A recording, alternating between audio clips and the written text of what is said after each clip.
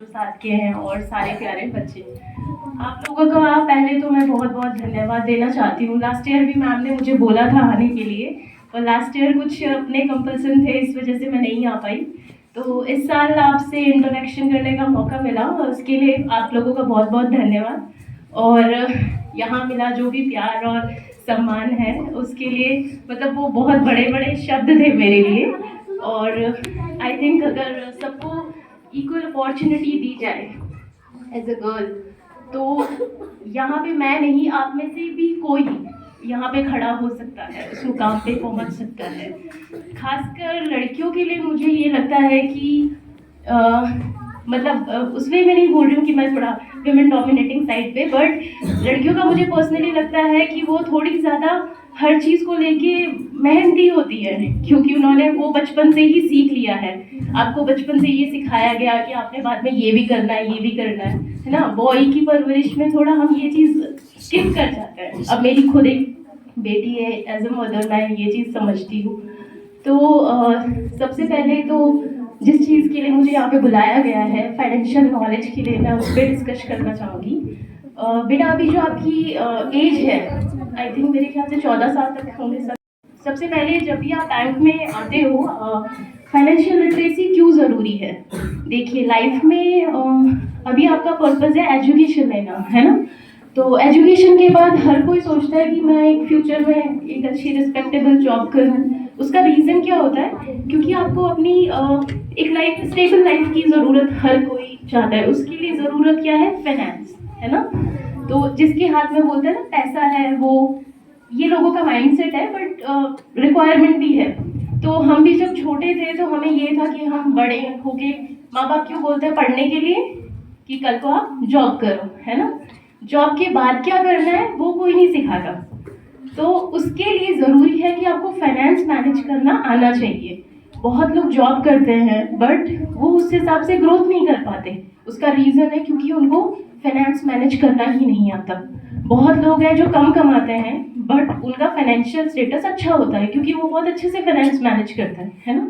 तो ये जो सेविंग की हैबिट्स होती है, ये आपको बचपन से ही फैमिली में और उसके बाद आपको खुद में ही ये ज़रूरत है कि सबसे पहले जब भी आप बैंक में आओ, अपना अकाउंट ओपन, आप अगर 10 साल से छोटे हो तो आप आपको गार्जियन की ज़रूरत होती है। तो आपके गार्जियन के साथ आपका अकाउंट खोला जाता है।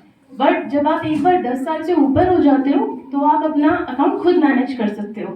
तो मुझे ये लगता है कि जो भी मेरे पास आता है आफ्टर मतलब 10th एज अटेंड करने के बाद, मैं उनको यही बोलती हूँ कि आप अपना अकाउंट खुद मैनेज करिए। क्योंकि जब आप अपना अकाउंट खुद मैनेज करोगे आप बहुत चीज़ें सीखोगे, है ना। एज अ गार्जियन के पास आओगे तो गार्जियन आपके लिए फॉर्म भरेगा, बल्कि लाइफ में लाइफ बिल्कुल ऑपोजिट होती है। यहाँ पे आपको ज़्यादा से ज़्यादा, चलो आप तो हॉस्टल में हो, कोई बच्चा अगर घर में भी है तो 12th तक वो अगर पेरेंट्स के साथ है तो उसको पता है कि हर चीज़ मेरे पेरेंट्स मुझे करके दे रहे हैं। तो वो चीज़ कभी सीख नहीं पाता जो आपने अभी अर्ली एज में हॉस्टल में सीख लिया है। अकेले रहना ये सबसे बहुत ज़्यादा ज़रूरी है और सबसे बड़ी क्वालिटी है अगर आप लाइफ में कुछ आगे करना चाहते हो। आपको अकेले रहना आना चाहिए, क्योंकि आपको आफ्टर 12th आपको कॉलेज जाना है, वहाँ आपको अकेले रहना है ना। अपनी डेली नीड्स की रिक्वायरमेंट ये सब कुछ आपको खुद ही मैनेज करना है। साथ में फिर ये है कि आफ्टर जब आप जाओगे बैंक में चीज़ें सीखोगे, चलो कोई नहीं समझाएगा, थोड़ा बहुत स्ट्रगल करोगे, ऐसे ही सीखता है। हम भी इसी स्टेज से गुजरे हैं, हमें भी एक टाइम पे कुछ नहीं आता था। मैं खुद एज अ स्टूडेंट ऐसे ही बैठे रहती थी, स्कूल में बहुत लोग आते थे, उनसे इंस्पायर होते थे, बट धीरे धीरे स्ट्रगल करके ही सीखा जाता है, ठीक है। लाइफ में फिर ये है कि हाँ आप 10th आफ्टर 10th आप वो करो, अपना अकाउंट आप खुद ऑपरेट कर सकते हो। उसके बाद बैंक्स में होती है एक सुकन्या समृद्धि स्कीम है, आई थिंक बहुत सारे लोग जानते भी होंगे। ये ओनली गर्ल चाइल्ड के लिए है। मैक्सिमम जो पेरेंट्स हैं जिनकी 2 गर्ल चाइल्ड है, मैक्सिमम आप उसमें ले सकते हो।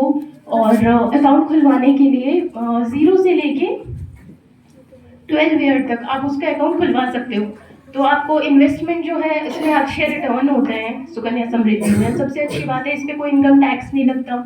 जितना भी रिटर्न होगा जो भी आपको मिलेगा, लाइक पीपीएफ अकाउंट भी आप खुलवाते हो, 15 ईयर के लिए खुलता है, उसमें भी आपको कोई टैक्स नहीं देना पड़ता गवर्नमेंट को। इवन पीपीएफ अकाउंट का ये भी फायदा है कि अगर आपकी कोई लाइबिलिटी भी है लोन की। आपको क्वालिफिकेशन के लिए सबसे पहले रिक्वायरमेंट होती है कि आप 12th के बाद आप पहले ग्रेजुएशन कंप्लीट करो अपना। पहले जो क्लैरिकल की पोस्टिंग होती थी बैंक में, जो सबसे लोअर लेवल पे होता है, वो आफ्टर 12th होती थी, बट अब बैंक ने उसको कर दिया है ग्रेजुएशन। तो बट ग्रेजुएशन में ये मैंडेटरी नहीं है, आप चाहे आर्ट्स वाले हो, चाहे साइंस वाले हो या कॉमर्स वाले हो, तीनों में से किसी भी फील्ड के लोग, मतलब बैंक का एक एग्ज़ाम है, आपको वो क्रैक करना है, सब्जेक्ट डजेंट मैटर, ठीक है। उसमें फिर ये IBPS कंडक्ट कराता है। तो इसमें हमारे 16 बैंक थे पहले, अब वो 14 हो गए हैं, कुछ बैंक मर्ज हो गए हैं। SBI का एग्ज़ाम अलग होता है, SBI अपना एग्ज़ाम अलग कंडक्ट कराता है। बाकी जितने बैंक्स हैं वो IBPS के थ्रू अपने जितनी वैकेंसी है वो निकालते हैं। ये ईयरली होता है, आई थिंक नवंबर में इसके फॉर्म भरे जाते हैं, दिसंबर में एग्ज़ाम होता है, और जैन में आपका इंटरव्यूज़ वगैरह जो भी होगा वो करने के बाद अप्रैल या मई में आपको कॉल लेटर आ जाता है। तो ये एक ईयरली एक्सरसाइज है, इसमें कोई डिले वगैरह नहीं होता जैसे बाकी जो गवर्नमेंट, इसीलिए शायद बच्चों का ज़्यादा क्रेज़ बैंकिंग की तरफ है, बिकॉज अब स्टेट गवर्नमेंट में भी थोड़ा रहता है डिले, आपको पता नहीं आपने एग्ज़ाम दे दिया, प्री का पोस्ट का कब होना है। तो बैंक में ये चीज़ नहीं है, बैंक में ईयरली आनी ही आनी है वैकेंसी, आपको भरनी है, और उसके बाद मतलब एक टाइम नॉर्म होता है, उसी के अंदर आपको पूरी एक्सरसाइज करके आपको अप्रैल से या मई में आपको पोस्टिंग देनी होती है। क्लैरिकल में आपका जो होता है वो सिर्फ एक एग्ज़ाम होता है, वो आपको करना होता है क्लियर। उसमें आई थिंक 4 सेक्शन होते हैं।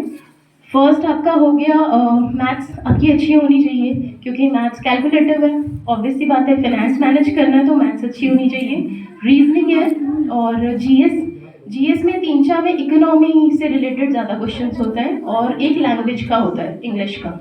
और अगर आपको डायरेक्ट PO के लिए करनी है प्रिपरेशन, डायरेक्ट ऑफिसर, जो मतलब जैसे मैं लगी हूँ, तो उसमें आपका प्री एंड पोस्ट 2 एग्ज़ाम होते हैं।